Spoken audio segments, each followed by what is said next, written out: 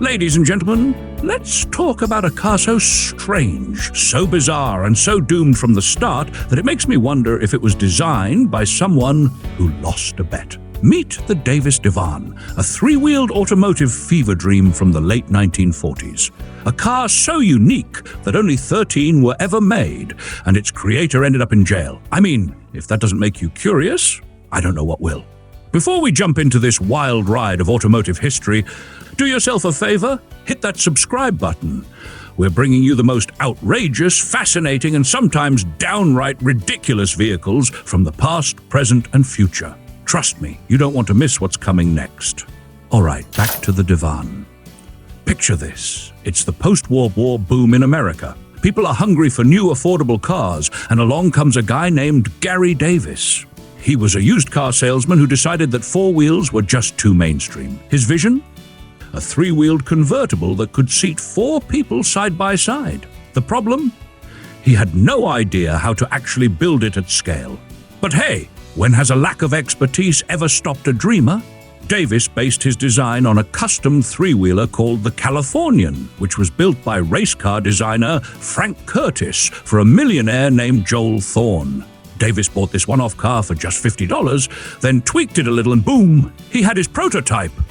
The car had sleek, aircraft-inspired styling, hidden headlights, and a built-in hydraulic jack system, which was perfect because with just three wheels, you'd probably be using it a lot. Under the hood, or wherever they decided to put the engine, was either a 63-horsepower Continental Inline-4 or a 47-horsepower Hercules engine. Power was sent to the rear wheels via a 3-speed Borg-Warner manual transmission.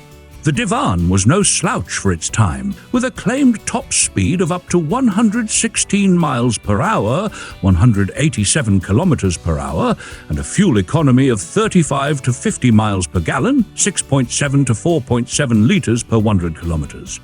Not bad for a car that looked like an alien spaceship had a one-night stand with a bathtub. Davis didn't just stop at building a prototype. No. He went full-on Carnival Barker, taking the car on a promotional tour across the United States. He even had 4 airline stewardesses sit side by side in the car at its public unveiling, proving that, yes, this thing could fit 4 people. But whether you'd want to be seen in it was another story. Dealers were convinced. Over 300 of them paid for the rights to sell this futuristic wonder, raising $1.2 million, equivalent to about $14 million today. And what did Davis do with all that money? Well, he certainly didn't build cars. Instead, the factory in Van Nuys, California was a chaotic mess. Workers were putting in 72-hour shifts with nothing to show for it. Davis kept promising dealers that cars were coming, but they never did. Eventually, investors and unpaid employees sued him, and in 1951, he was convicted of fraud and grand theft. The once promising company collapsed, and Davis found himself sentenced to 2 years at a labor camp, a real rags-to-riches-to-handcuffs story. Today, 12 of the 13 Davis Divans still exist, mostly in museums and private collections. It's a quirky, fascinating piece of automotive history that proves sometimes ambition isn't enough. You also need, an actual plan. If you ever get the chance to see one in person, take a moment to appreciate its weirdness. It's not every day you meet a car that's both a mechanical oddity and a criminal conspiracy wrapped into one.